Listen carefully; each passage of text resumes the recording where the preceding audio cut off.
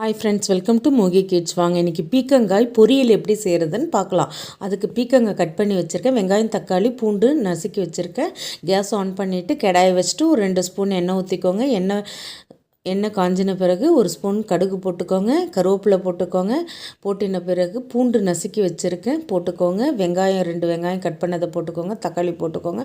போட்டு நல்லா வதக்கி விடுங்க. வதங்கின பிறகு பாருங்கள், நல்லா வதங்கின பிறகு நம்ம பீக்கங்காவை சின்ன சின்னதாக கட் பண்ணி வச்சுருக்கோம்ல, அதை நல்லா வாஷ் பண்ணி எடுத்து போட்டுருங்க. போட்டு நல்லா வதக்கி விடுங்க. வதங்கி நல்லா சுருண்ட பிறகு உப்பு போட்டுக்கோங்க.